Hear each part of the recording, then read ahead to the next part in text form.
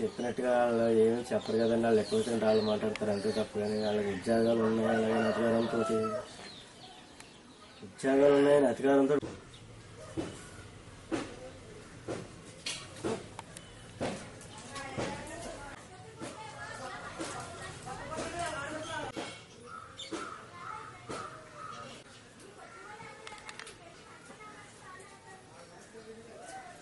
మా బాబు ఎప్పుడు తరచు హైదరాబాద్ వెళ్ళిపోతూ ఉంటాడండి. కానీ ఎప్పుడు చెప్పి వెళ్ళడం.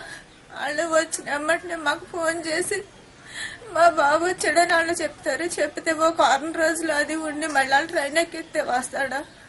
వాళ్ళ గౌతమి ట్రైన్ ఎక్కిచ్చారంటండి. మరి మా బాబు అయితే 17వ తారీఖున ఎక్కిచ్చారంట. వాళ్ళు ఎక్కితే మరి 18వ తారీఖున ఇక్కడ దిగాలండి. వస్తాడని మేము చూసాం. 18వ తారీఖుని సాయంత్రం వరకు చూసాం, రాలేదు. దగ్గర వాళ్ళు అందరికీ ఫోన్ చేసుకున్నాం కానీ రాలేదు. రాకపోతే కంగారు వచ్చి మేము పోలీస్ కంప్లైంట్ అది ఇచ్చాము. మరి నా బాబు కనిపించేటట్టు మరి ఈ ఛానల్ వాళ్ళు కూడా చెప్తున్నారండి.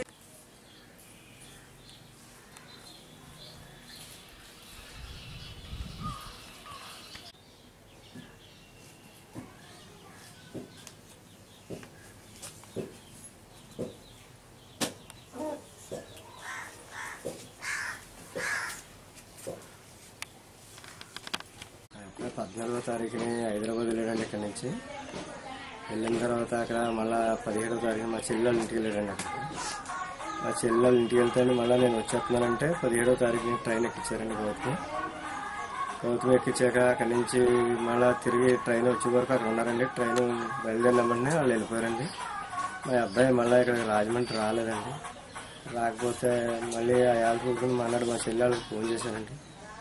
రాలేదమ్మంటే చూడండి ఎక్కడ ఉన్నారు అలాగని చెప్తే చూస్తే ఎక్కడ లేరమ్మా, అలాగని పోలీస్ కంప్లైంట్ ఇమ్మంటే కంప్లైంట్ ఇమ్మంటే కంప్లైంట్ ఇచ్చారండి.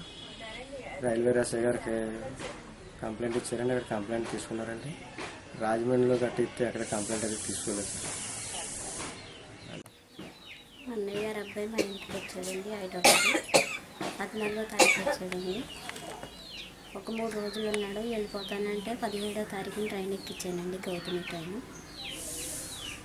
టికెట్ తీసి జనరల్ బోగిలో ఎక్కించానండి. 18వ తారీఖు ఇక్కడ దిగలేదంటండి. వాళ్ళు నాకు ఫోన్ చేసి చెప్పారు.